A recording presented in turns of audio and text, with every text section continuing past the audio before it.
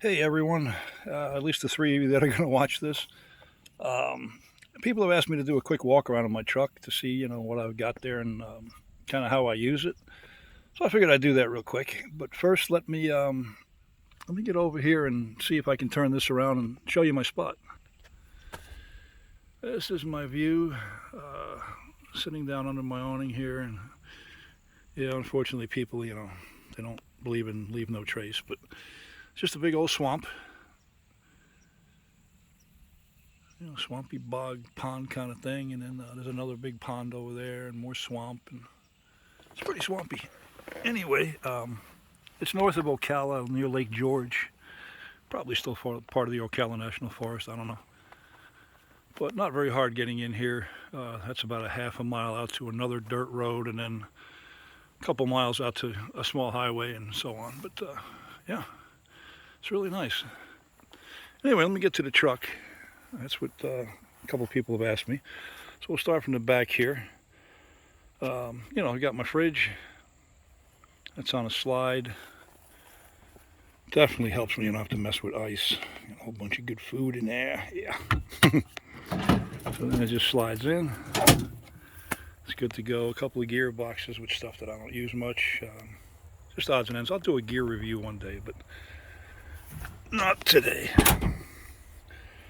So standard bumper. I don't do any of the steel bumpers and add all that weight. It's not necessary. That hitch I should have taken off, but got lazy.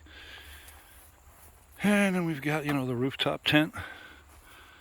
It's just a cheap Smitty built, nothing fancy, don't need it. Don't need to spend $4,000 on a tent just to sleep in it. Some of these people go crazy. It served me well. That entire month-long trip, I slept in it all those nights and traveled every day. Slept great. Then traction boards in case you get stuck. 6-gallon aluminum water tank because those plastic Reliance things you buy at Walmart and Bass Pro Shops leak and bounce all over the place. Junk. Little hose, and then that's all I need. Collapsible bucket if I need it. Do anything I want. Suspension. Let's see. We're on 33-inch BF Goodrich KO2 tires on Pro Comp 16-inch wheels by 8.5 wide. Suspension underneath. In the back we've got leaf springs. That's what Toyota Tacomas have.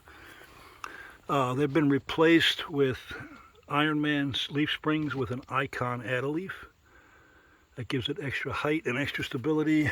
And then I just replaced the shocks with the Bilsteins 5100s. They're fantastic. That's pretty much the back suspension. Yeah, the cell phone booster antenna. Rock rails, or rock sliders as they're known. Those are not steps. They're nothing like steps. They're not made to step on. They are super, super, super solid. They're just, if you come over and hit a boulder or something and damage your rocker panels, this part right here, that is bad. You can't open your doors anymore. It's a very expensive fix. You don't want to damage that. So those rock rails will take an impact the weight of the whole truck and protect your rocker panels. 40-inch light bar, not a real expensive one, not like a KC or ridiculous. Works great, been working great for over 2 years. Same tires and wheels in front. Underneath we've got billet aluminum upper control arm. The green springs are Ironman with Ironman shocks. About a 2.5-inch lift throughout the truck. Did the body mount chop myself to clear the 33-inch tires. What else we got? Front end, pretty stock. Again, no crazy heavy steel bumpers, no winches. I don't need all that stuff. Never have, never will. Other than my chase lights for at night. My little second childhood lights. That's all stock. And my awning, again, nothing fancy. It's a piece of painted electrical conduit that I mounted on a couple of brackets to the roof rack with 2 wing nuts. That stays on when I'm traveling, comes off when I'm not camping. A simple Harbor Freight tarp. A couple of poles, extendable poles that I got on Amazon. A couple of guy ropes, and bam, done. Takes 5 minutes to set up, 3 to break down. My table that I modified. Did the diamond plate aluminum and cut the hole and just put the, I mean, this thing is super cheap. It's 20 bucks for the burner. Takes the standard cartridge there. And it's just so convenient to cook at table level rather than some stove sticking up and rocking around and ugh. Yeah, food box.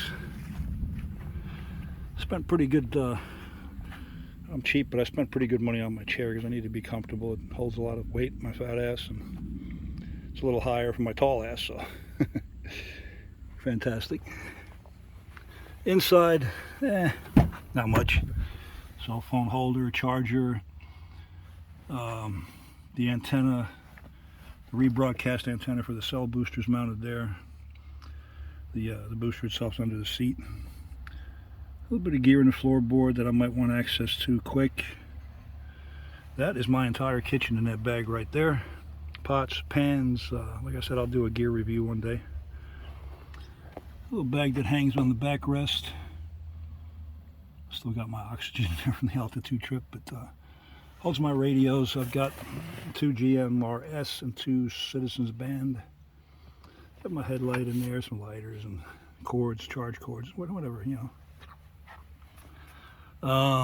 The back, it's hard to film by yourself, but yeah, the yellow bag is my sleeping bag and my pillow. I'm not gonna be trying to stuff that into its original stuff sack every day. Clothes bag, first aid kit, tool bag with some spare parts, recovery gear. My campfire that I'll be using tonight. I don't use the ammo can anymore. I like this one better. And then propane back in there. Yeah, what else we got? Oh yeah, I forgot to show you in the back here.